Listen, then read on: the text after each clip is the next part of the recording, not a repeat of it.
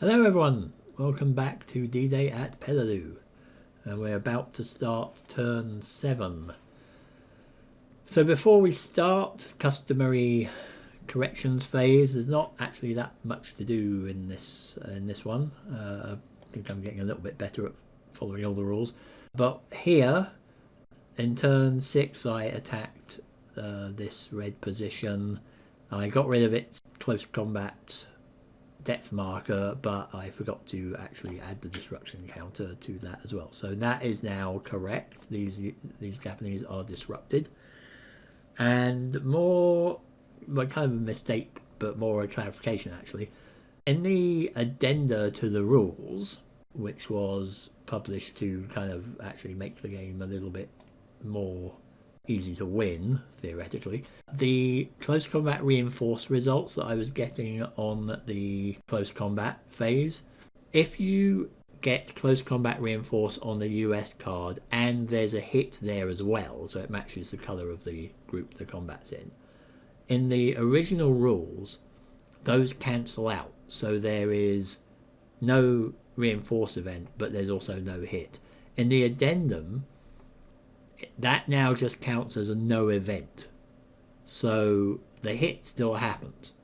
So I'll play it like that henceforth. So theoretically, it could have changed the course of the combat had I known that at the time.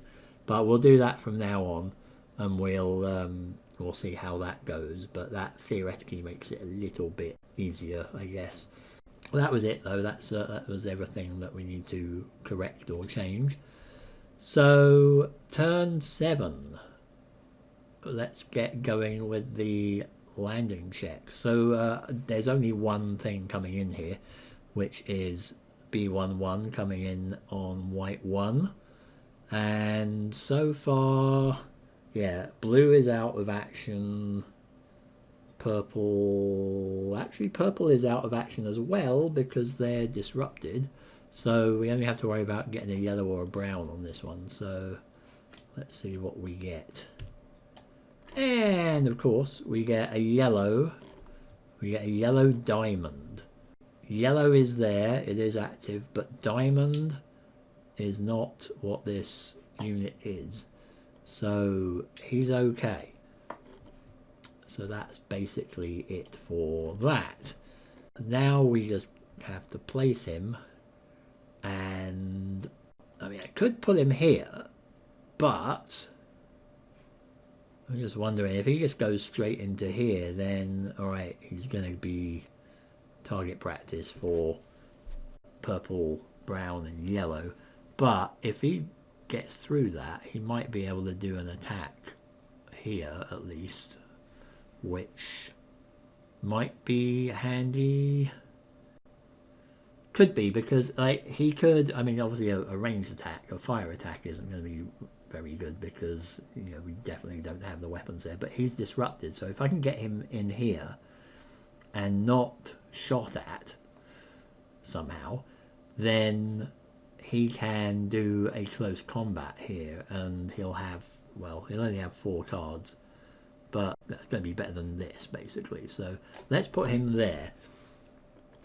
And we'll see what happens in the fire phase. There is an HQ unit to come. We should place this out before we do anything else. And he is a white as well. Where do we want to put him? Do we want to put him here? I mean, this lot could use a bit of reinforcing, couldn't they? Or we could put him here and he could go with the heavy weapon unit here, although that heavy weapon unit is in the range of the HQ here, whereas this lot isn't. So I think we'll put him here, and maybe if something goes horribly wrong he might be able to help them out. That's for next turn. First event phase. Let's see what we've got. Shockingly, it's adding depth markers to 2 Japanese units, which is even better. So it's gonna be like, can I actually put that on a disrupted unit first is the question. Yeah, disrupted units may receive a depth marker, so that sucks. And they must be in communication, which I think everyone is. Right, so it's most likely going to be this one for a start. So closest to a US unit, not adjacent to a beach landing hex. So it's going to be this for sure. And who's the next closest to a US unit? This guy, isn't it, actually? Damn it! Yeah, I didn't want you to get a depth marker. Yeah, it's going to be him, isn't it? Really? It's going to be these two, I think, because these are all further away. These guys are right next to US units. Sorry, this guy and this guy. So yeah, I think it's going to be those two. Right, well, poop. New depth marker fun on that one. And just when we were about to attack this guy, he sprouts another depth marker. So that's fantastic. Right, I think that's it. Alright, fine. That was awesome. Not entirely unexpected, given how this is going. Right, fire. Japanese fire. And purple, green, and brown. Of course it would be brown, wouldn't it? That's the one we didn't want. Damn it. What do we got here? We're on turn 7, so we've got P, but none of those are here. So we do have R. So purple R, and we've got a green that is just a green. The A doesn't count yet, and we've got a brown armor, which I don't think is going to affect anyone.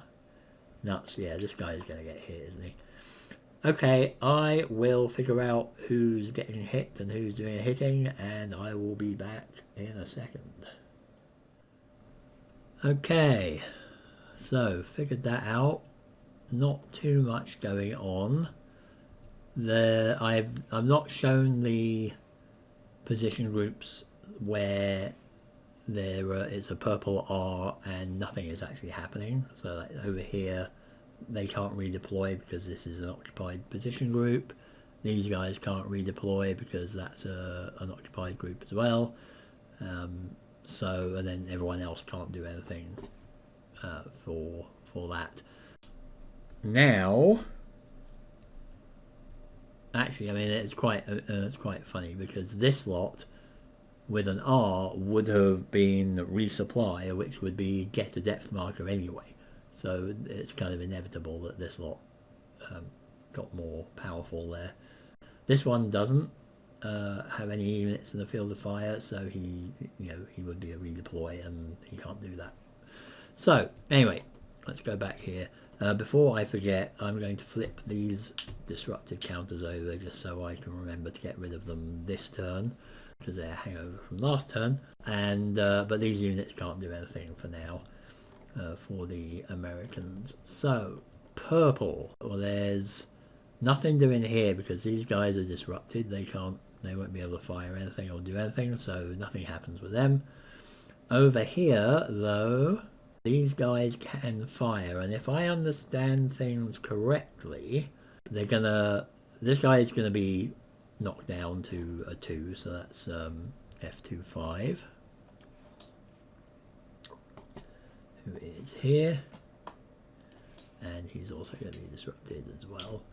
F25 is knocked down to a 2 and disrupted, but because the guy next to him is a 2 in the same hex, and that's in the intense fire zone, I think this is the one that's going to be hit, not this guy or this guy, because these are in the steady fire zone, and it says you've got to go through everyone they can hit in the intense fire first. There's 2 potential targets here.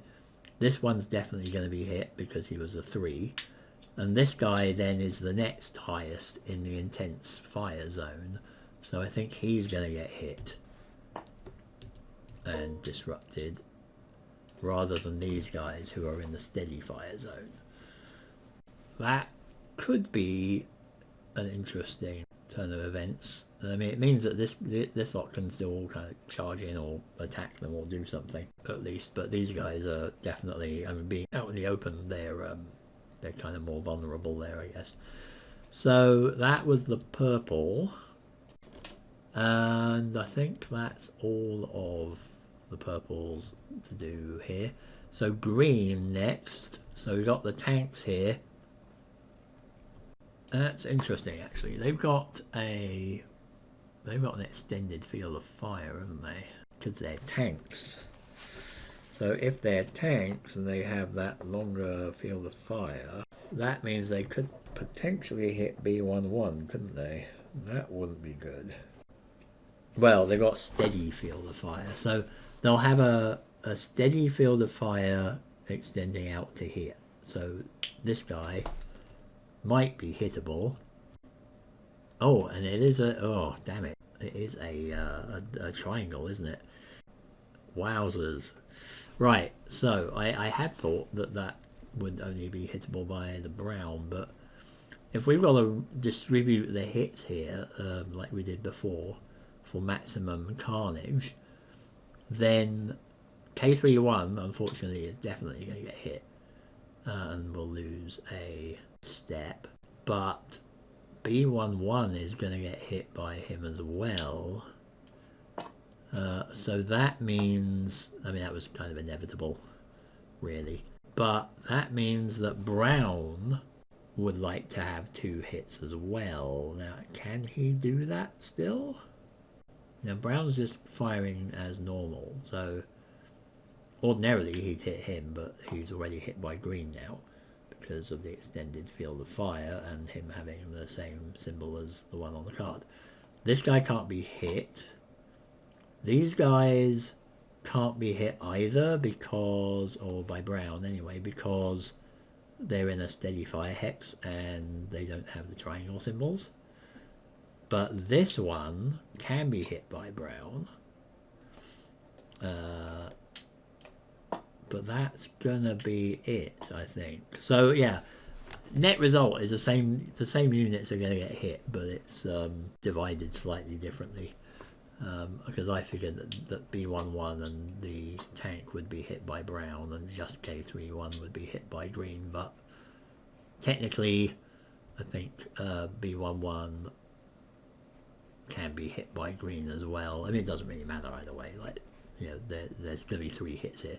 So K31 gets hit, again not disrupted though. Actually no, this does matter now, because if they're going to be hit by green, then they are not going to be disrupted either, because they are being hit by a revealed unit. So these guys can be hit and not disrupted by green, and then whoever is left over from brown, which is going to be just this guy, who can be hit because he is in the steady fire zone, but he is armor, and we've got an armor hit going on here, so he's going to get hit and he is going to be disrupted as well by that.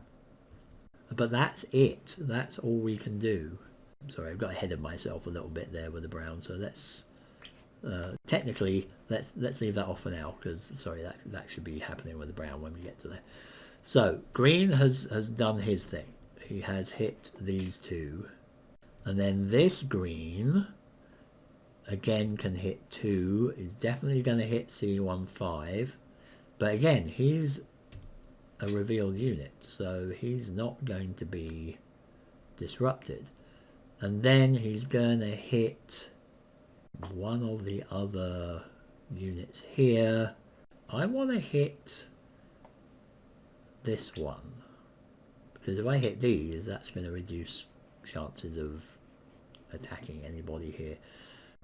Not that they're really going to be able to do much there, but yeah, let's flip this guy. So that's A15. A15 is going to the casualty box and also is not disrupted. So these two are hit but not disrupted. And then you're off here, so now we're on 11, which is not great. And green is done there. No more green to do. So now we go back to the brown and we knock out this,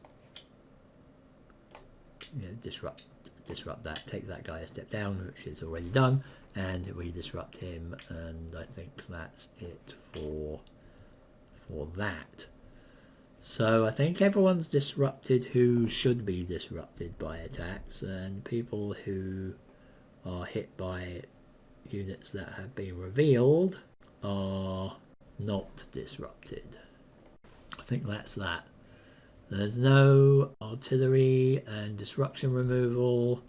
So purple, green and brown, their disruption goes away. There's only red there that's disrupted, isn't it? So, right, okay. Okay, that was a bit painful. So, second event phase, which we do get here. Place a hero marker on any unit and add a depth marker to one Japanese unit. God damn it. Well, a hero is not bad. So again, I want to put the heroes somewhere that we can use their free action. Which means either on B11 or on one of these guys would be nice. Because then at least I can use one of them. So now, I mean, this guy's still got 5 cards for his close combat, isn't he? Oh, he's going to be just so tough. It's going to be so hard to get rid of. This guy, he's still got 3... He's got 1. Yeah, they're still the best bet there, but this guy going in there is not a good idea on his own, because he's only got 3 steps. He'll only have 3 cards. He doesn't have anybody else there, but if he does have a hero, we get to draw an extra card, so it'll be 4 cards. Again, not terribly likely, because now we've got to disrupt this guy and then make him lose his depth marker and then make him lose that. So we need to get 3 hits in 4 cards, which doesn't seem terribly likely. And again, he's in coral, so his combat strength now is, I mean, he's got 6 there, and the unit strength and depth strength are doubled, so yikes. So he's got a total strength of 12 in here, which makes him damn near impossible to dislodge with fire, unless we had like a naval artillery thing or something, which would be nice. That one is really entrenched. Like, I mean, at the moment we've just got like 7, possibly 8 if we had the hero in, but that's nowhere near enough. Like, they'll just slaughter us. So, that's not good. Maybe I don't want to put the hero there. Maybe I want to put the hero on one of these guys instead. Oh, let's do that. Jones, you look suitably heroic. Let's put you... Where should we put you? We'll put you on E21. And then we've got to put a Japanese marker, another depth marker down. Like, where is this one going to go? So everybody who is right next to a US unit has one. So now we're going to be looking at, I guess, the next hex out. So 2 hexes away. Who is 2 hexes away? Just blue here, isn't it? But blue's already got one. 3 hexes away? Well, now we've got some more options. I guess it's just going to be green or yellow, or that green. I guess we just keep kind of going back. So we've got this guy, or this guy. Well, yeah, sorry, we don't have this guy. He's got two. 1, 2, 3. This guy could as well, but we go for the one with the lowest number. 10. That's 9. I guess it's gonna be that green guy. Yeah, I think that's gonna be the one then. Okay, right. This is definitely going from bad to worse. Now, US HQ phase. So now we get to do this. So now we can place HQ command posts or garrison markers. Let's see how these work. So these can be handy because they're going to turn the main regimental HQ units. They're going to turn them into command posts. So we can put that one here. We can turn into a command post.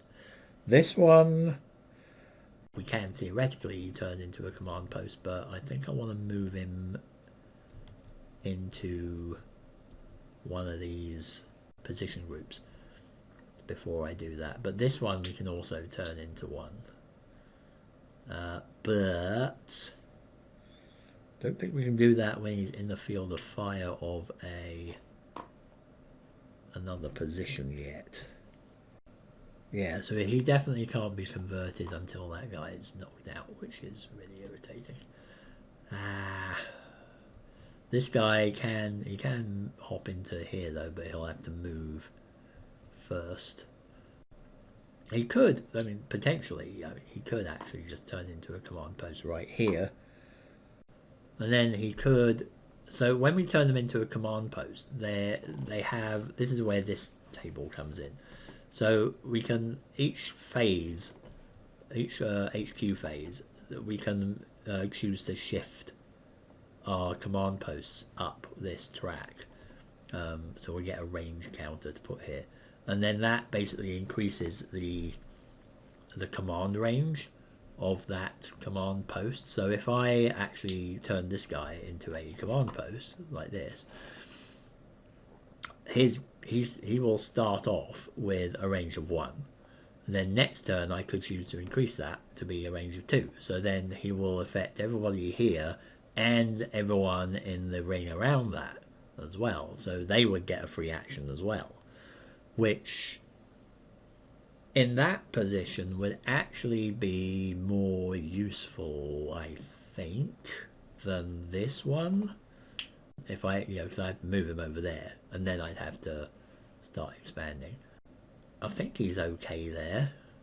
Like I said, he doesn't have to be in a position group hex. And that you can also place garrisons as well within that command radius. That is basically, a counter that we can put down to basically hold the position. So we can, we don't have to keep these tanks or whatever in here to have this count as being occupied and secured. Yeah, I think I'm definitely going to turn him into that, and I am going to not, I can't do that, can I, because he's in the purple thing. Damn it. Urgh. And he's in that one, yeah, so he can't actually turn into a command post, and he can't because he's in the purple steady field of fire there, but he can. So I'm going to turn 5-1 into a command post, which I think are in here. Right, so yeah, so we'll put his command range counter into the one box down here. So at the moment he's not changed from in terms of his capabilities.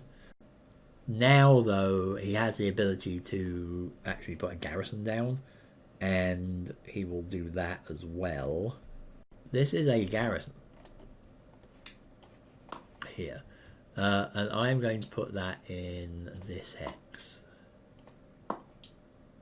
which is in nobody's field of fire.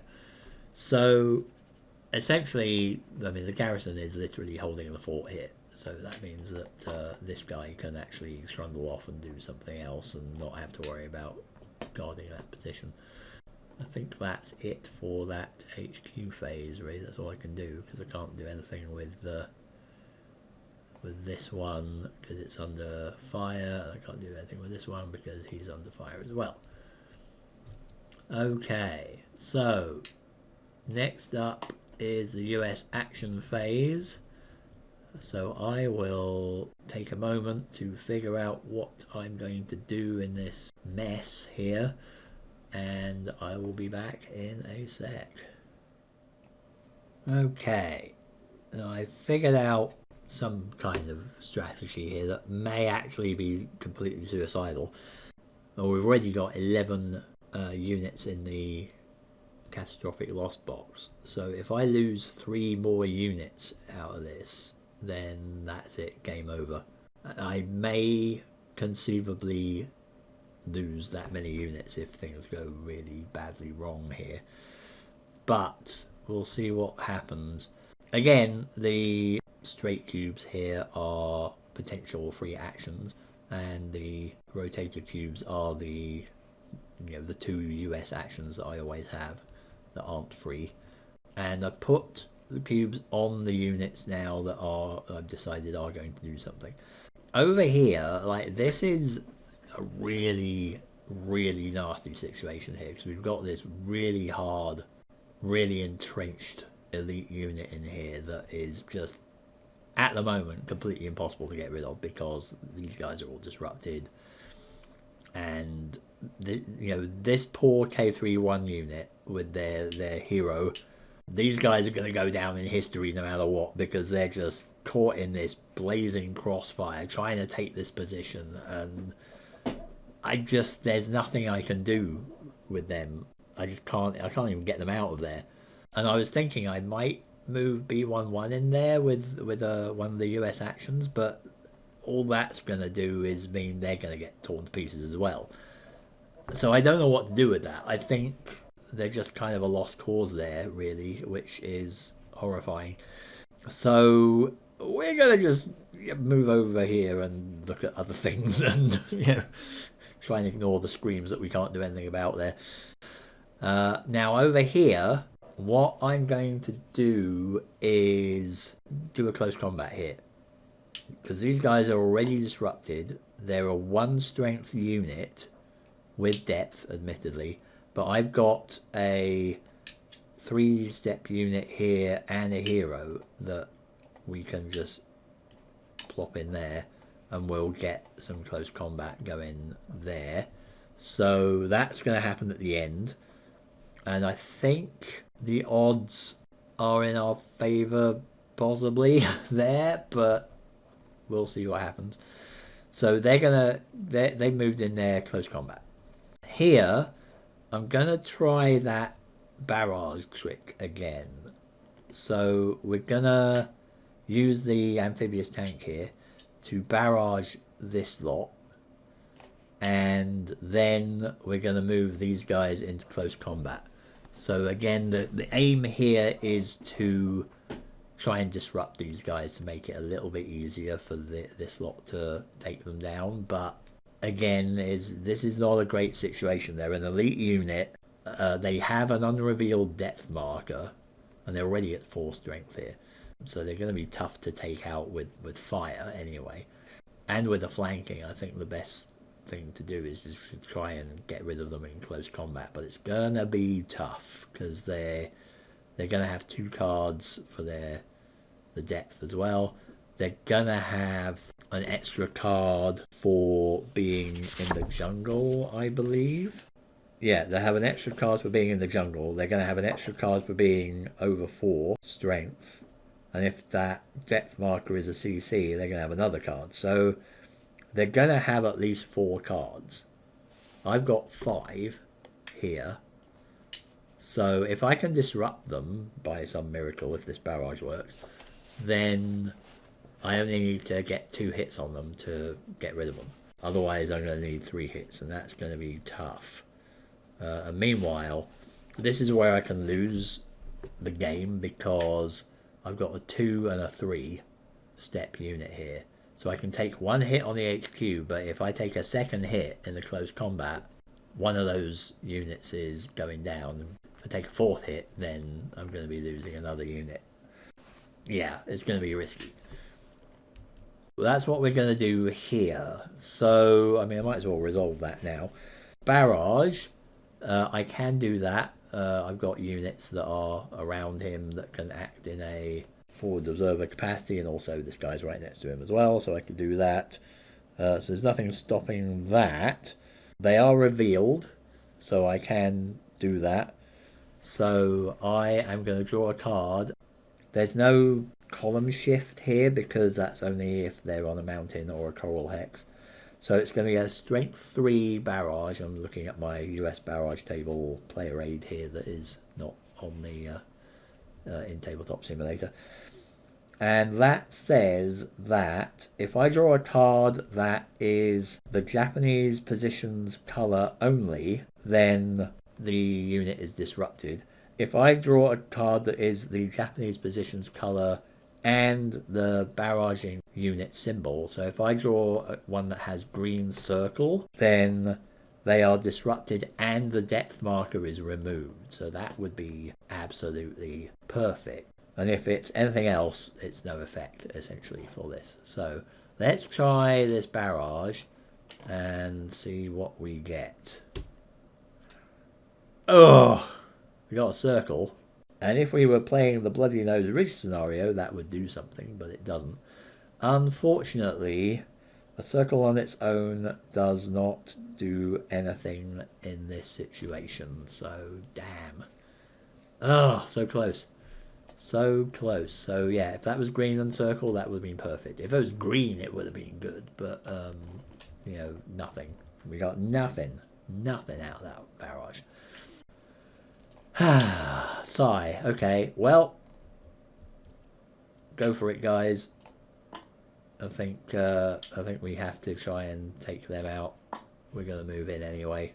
I don't know how that's gonna turn out, but you know, we're brave Marines. We're here to do a job. Let's see what happens. That one's done. What else is going on? So I didn't decide not to do anything with these guys for now. These guys were disrupted. These guys can do things. These guys can do things. Right, so these guys, I would have loved to have done a barrage from here, but then I realised that he's not revealed. But theoretically, this tank could have barraged him if that was a revealed unit. Again, firing on them, not a great idea because this is going to be doubled because of them being in the jungle hex. I'm going to do a charge in there and we're going to do a close combat in that hex. We're just going to get in there. Oh no, wait, hang on. We're not going to do a close combat. Damn! You can only do that on the revealed hex. Oh, plans up in smoke. Oof. Well, that's changed things. Am I going to have to just try and fire at him? Is there any other thing I can do? Like, this guy potentially could join in with the ranged fire, but there's a stupid jungle in the way and he can't fire through the jungle, obviously. I mean, I can fire. I'm just taking the risk. Like, if this is not like a 1 or a 2, I mean, yeah, then I'm kind of screwed. And if it's a weapon that I don't have in there, which, I mean, I think I've actually got most of them here. I don't have a machine gun or a radio. I think I'm going to have to just fire at him, aren't I?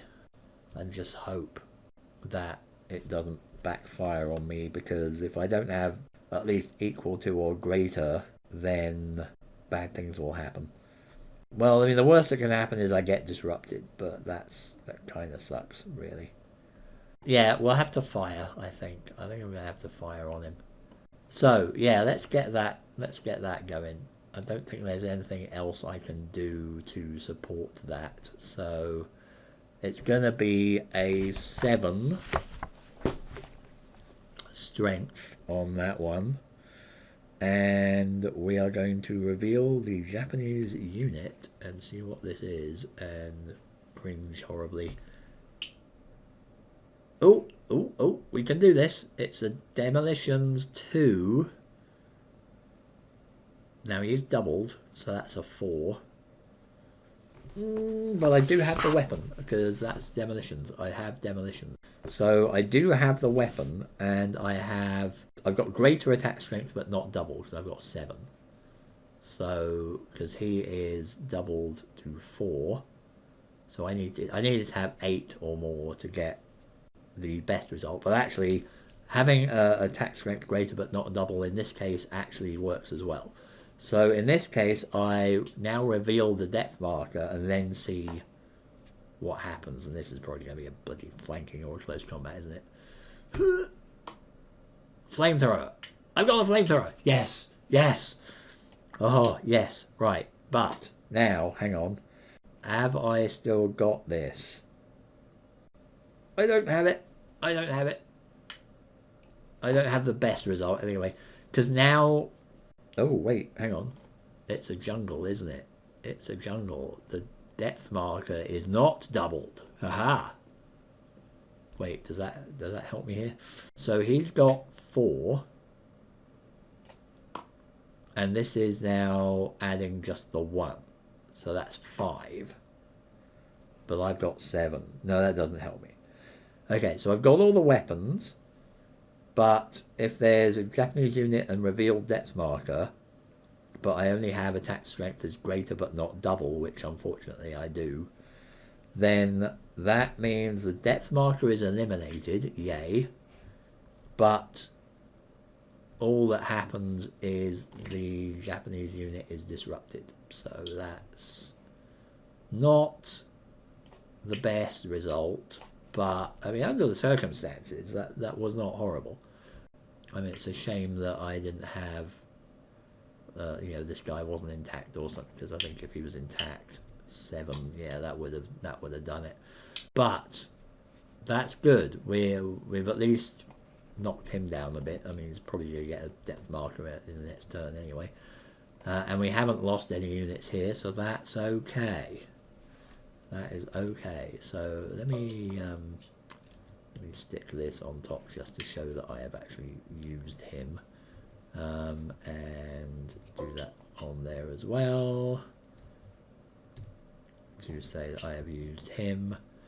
And then the only other thing I've got to do is... I mean, I could try the same thing again here, but no, this guy is actually revealed. But, I mean, he needs a close combat to get rid of him anyway, so, that's going to happen. And he's only a 1. So, I was going to do a barrage again here. Try to get that disrupted result in there. And maybe get rid of the depth as well. So, in this case... what I'm looking for is a purple diamond. So this is going to be one of my actual US actions. So I'm going to be looking for a purple diamond to barrage this guy. And then I'm going to move in with close combat with this lot, no matter what. So let's get a card.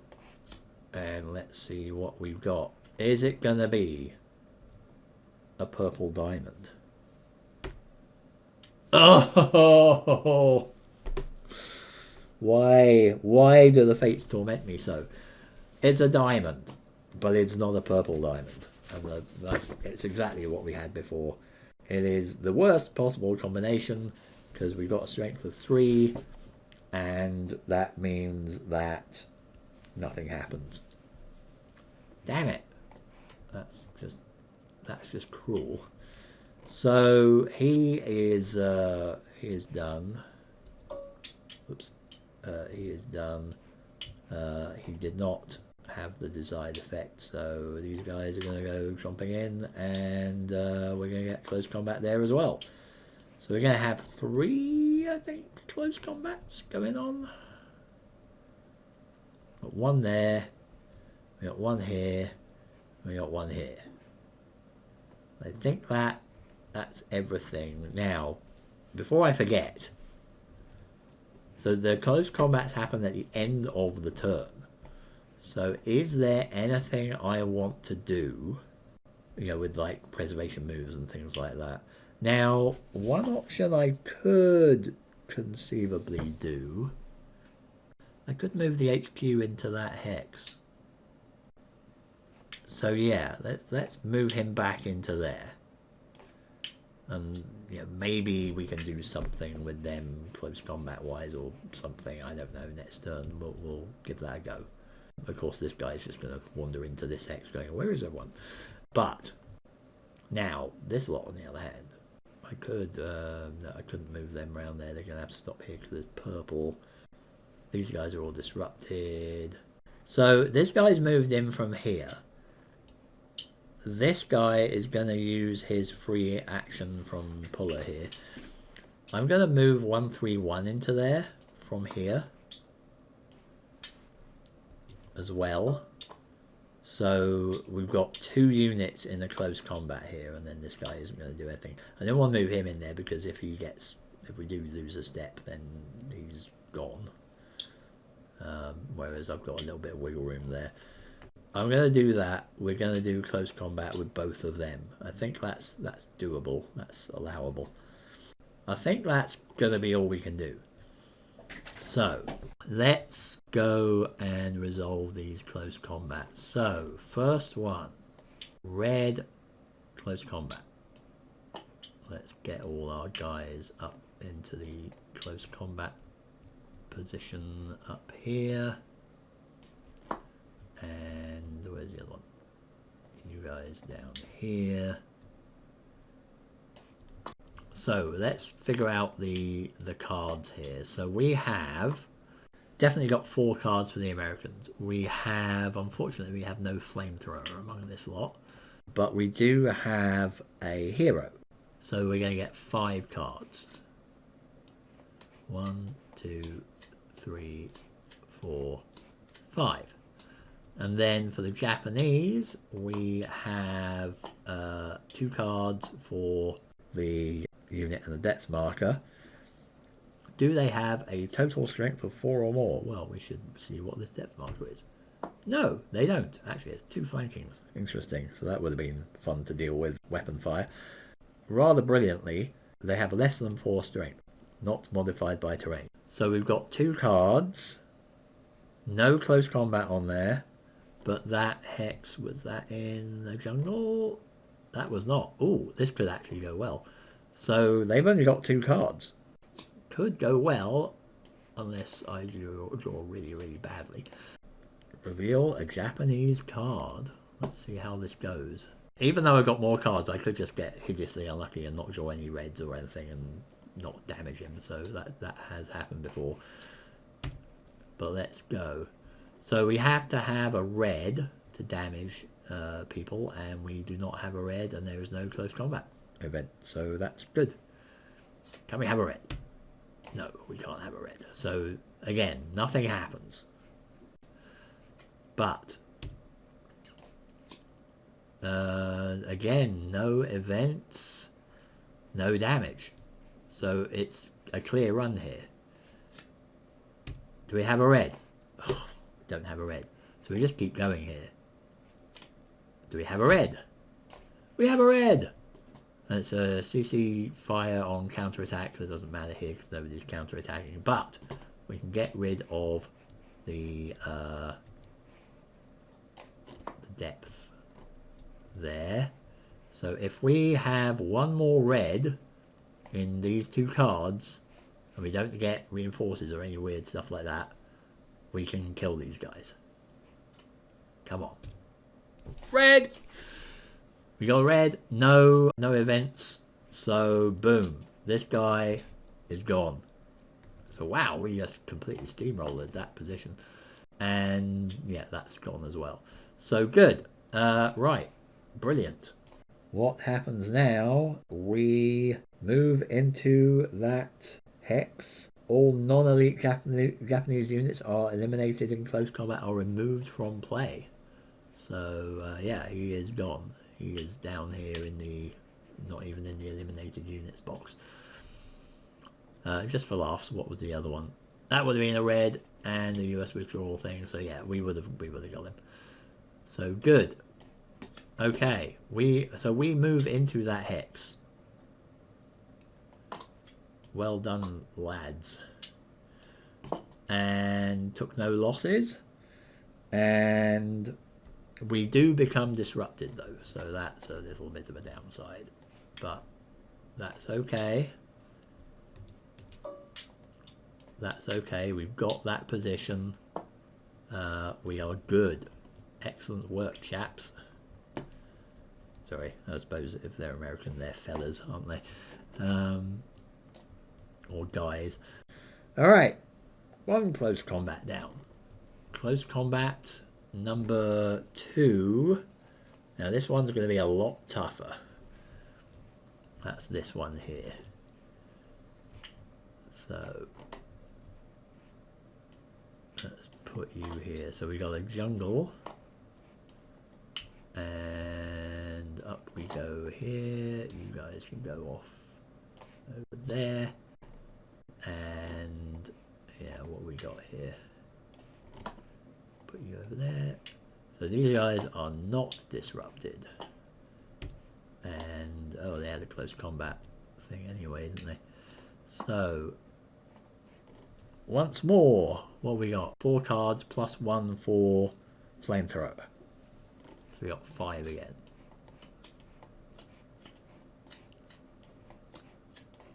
And then here we have total strength is 4 or more, so that's an extra card.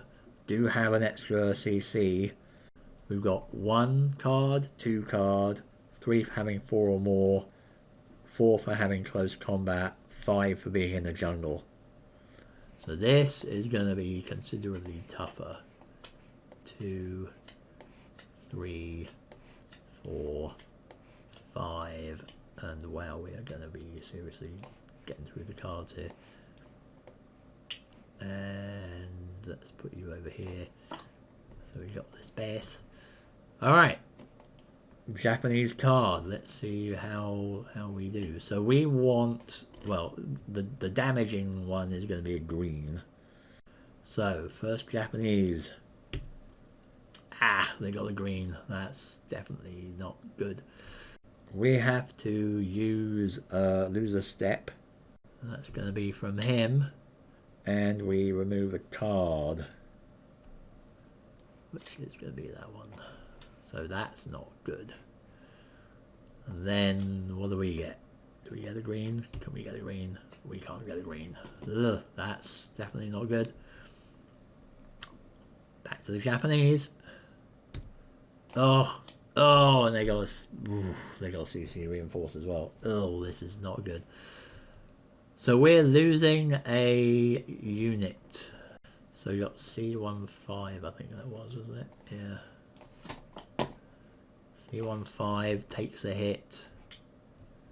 This one is not going well. And we lose a card. And they gain a card. So that's double plus ungood. So this is really not turning out well. So there, that was them. Come on, guys. I believe in you. We got the green. Excellent. So they lose that card. Good. Well, they lose a card. And they now become disrupted as well, for good measure. But they're still going. They've got a card advantage on us. Oh, brutal. Brutal. Got another reinforce. So they're getting another card. This is not going well at all. That's it though. They just get another card, but no damage on us. But yikes. So if this isn't a green, we're screwed, I think. It is a green. Excellent. So they lose a card. And they do lose a depth marker now. But unfortunately, I can't do anything more with that. At this point, they've got 2 cards left. I could say I'm going to withdraw now my US units, but that has to be following the implementation of the next card, and then they get another card anyway. Frankly, it doesn't look like withdrawing is actually going to make a difference, really. Well, they could get reinforced, that's true. Okay, right. So I'm going to draw this card and then say I'm going to withdraw no matter what, because I think that's going to be better. Oof. Yeah, I'm going to withdraw, but I still take the green hit, and that is going to knock that down to 1, and then I'm getting out of there. Oh, man. Oh, ow. Oh, okay. This is just horrific. Oh, it's a US withdrawal hit as well. Oh, this is so bad. They've wiped out. Holy cow. Has that actually... Oh, that's got me to the end. Oh, no. Oh, no. This has all gone so badly wrong. Because now I'm at 14. Yeah, because the green hit, again, is going to take out one of my units. Because they're both on 1. So, bye-bye C15. I'm on 13. And then the withdrawal hit, which, I mean, that's so annoying, because if I hadn't withdrawn, I wouldn't have taken that withdrawal hit. And at least one guy would be left. But that is going to... If US units are conducting withdrawal under fire, remove 1 step from a participating unit of your choice. Well, I've only got 1 left, and he's only got 1 step. And that puts me on 14 units in the CL box, and that is the limit. Oh, man. So that is basically game over. Oh, actually, wait a minute. Wait, hold it. It isn't game over. It is not a game over. Rewind, because the headquarter units do not count, right? Aha. I hung up my hat too soon. Good thing I checked that. Yeah, we are still in the game. However, we've got another close combat here, and it's going to be a rough one. So, it's a roller coaster ride, this. So let's see what's going on here. We know that's ACC, and we know that this is going to be a 5-card deal. Oops, hang on. 2, 3, 4, 5. Because we don't have heroes, we do have a flamethrower, and this guy we've established, unfortunately, because of his 2 CCs, he's got 1, 2, 3, 4, and then jungle is 5, so he is also going to be 5, and man, we are almost out of this deck. So it's going to be a bit of a miracle if we survive this anyway, but we could at least get to the point of finishing everything we wanted to do. But if I take 2 hits, I'm gone. Because I can take a hit on the HQ and then I have to lose one of the counters. So this is going to be interesting. And if by some miracle I survive, we've got another turn. But it's going to be really, really tight. So let's see what happens. So the color is purple. Right. Ooh, Conscript Surrender. What does that mean? If the Japanese unit is not elite, is not a tank unit, and has no depth marker, the unit is eliminated. Combat is over. Remove the unit from play. Disregard if they are elite or a tank or has a depth marker. Otherwise, yeah, if he didn't have a depth marker, that would have been a we give up and we would have won. But either way, he didn't get a hit on me, so that's good. So what's the US? US withdrawal hit. Well, we're not withdrawing, but no purple either, so still going. No purple. No event. Come on, guys. Purple! Right now. Ordinarily, remember, in the rules as written, this would just cancel out. In the addendum, though, it was revealed to actually mean that it's treated as no event. That's good, because that means that counts as a hit, and we get a disruption marker on them. So 1 hit down. Now we've got to get 2 more hits on them here, which is possible, but unlikely. So Japanese. Again, no purple, but withdrawal hit, which again we're not withdrawing. So I've just got to get 2 purples out of this. These 3 cards. And that is not a purple, so that's not good. Japanese. What's this? CC Naval Artillery Blast. Well, right, so Japanese, we got to draw a card from the deck and see what it says. So we ignore the event here, we're looking at the colours. If the card does not show the colour of the hex, well it does, so something is going to happen. No event. If it shows the colour of the hex and the target symbol for any US unit in a close combat, remove 1 step from that unit. Uh-oh. Oh god. Ah, man. I think we just killed ourselves. Why? If none of my US units had that target symbol, then I would eliminate the depth marker from the Japanese unit in close combat, or eliminate the unit if it didn't have one.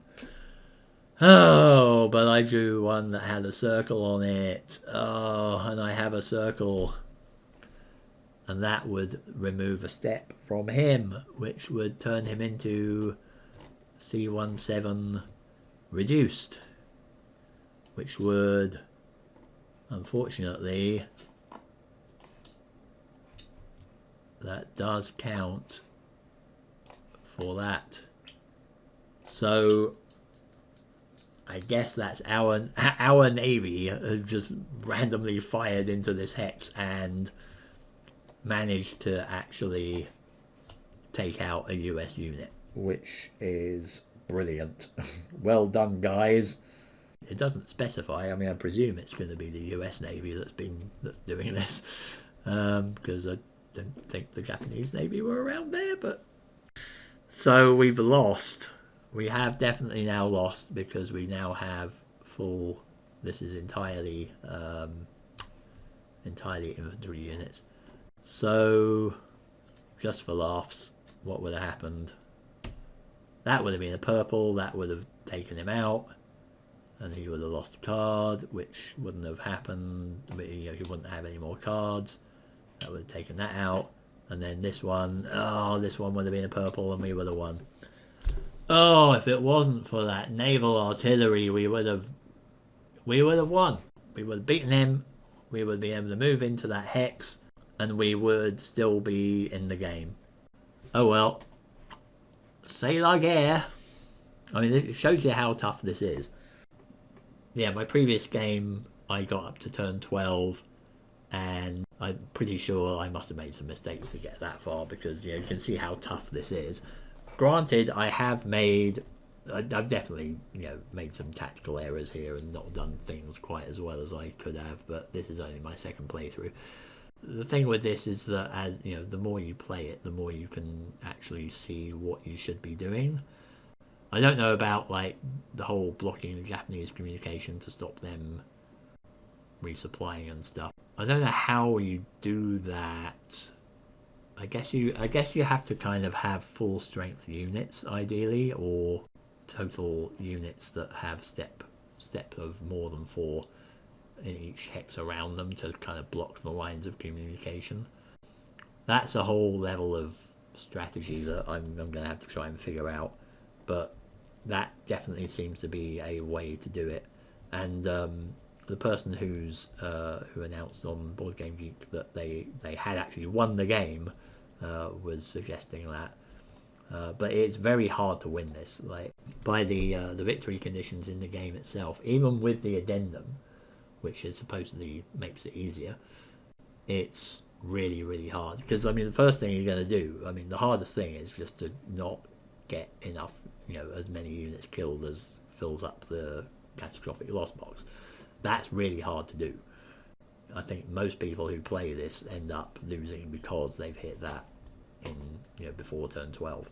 When you get to turn 12, if you survive to the end of that, then you kind of, look at where you are and how many positions that you've occupied and secured. It's actually, you win by accomplishing any two of the following three objectives. You've secured 10 position hexes that project fire onto US landing beach hexes. You secure 14 position hexes in Zone B, and or you secure coral positions A5 and A6. And there can be overlap between the first two there. But A5 and A6 are these guys, and they are damn hard to get to, because you basically have to survive all the fire coming from here and here, get round to this point, and then engage them. All the while, you're also losing your troops elsewhere. You're probably using them and trying to get over here. I've seen people make a little diagram saying that you could theoretically get to here in turn 8 if you kind of just slaughter everyone along the way and don't lose. But it's gonna take it takes time to get up here because there's so many intense fire dots and jungles and things. So this is really hard. I don't even know if anyone's managed to do this. I think the guy who said that he'd won the game said that he didn't do that. He just did it with the rest of this. So, I mean, most people probably haven't even seen what happens after turn 12, frankly. I think you've got to be really good at this game to even see the second day. So, the other possibility is the Bloody Nose Ridge scenario, which is all up here. And I might actually be tempted to give that a go. I'll have to have a look at how that works, because, I mean, it's the same mechanics, but there's a lot of special rules going on here that, there's fortifications and things like that you've got to try and crack. But I might see how that works and if I can give that a go. But I don't think I've seen any write-ups or videos or anything that actually cover the Bloody Nose Ridge scenario. So it might be worth trying anyway and just seeing what happens. I will probably do disastrously in that, but at least we can see how that works. So I might have a look at that. But unfortunately, we have to leave this here. So I didn't quite make it to the end of turn 7. I was close. Unfortunately, as I feared, sending all those units into close combat when we were that close to the CL limit was my undoing. And I just got bad luck as well. Like that last one there was just really unfortunate that they were getting such good hits. I suppose they both were CC, so maybe they were just like really good at close combat there. But that's it. That is the end of this playthrough, but like I said, I may well do the Bloody Nose Ridge scenario at some point. But I'll probably have a little bit of a break over Christmas and then we'll see it afterwards. But even if I don't come back to this game imminently, I'm sure I will come back to it at some point, and there will be other board game videos soon as well. So keep an eye out anyway. But before I go, I must absolutely say a very big thank you to Sebrastias on YouTube for commenting, watching the videos, pointing out where I went wrong and the advice and so on. He seems to be very, very knowledgeable about the game. He's on Board Game Geek as well, and he's answered tons of my questions there. So thanks very much for that. Definitely helped vastly to improve my understanding of the game, so definitely appreciated. Yeah, with that then, I'm going to sign off. Hope you've enjoyed this. Sorry it didn't end in a better way, but I mean this is kind of standard for this game really. But it is a very good game, as you can see hopefully. Very challenging, it's pretty engaging. This is a game that I think I could see myself actually playing willingly, and enjoying it. I will sign off there then. Thanks for watching, and I will see you next time. Ta-ta!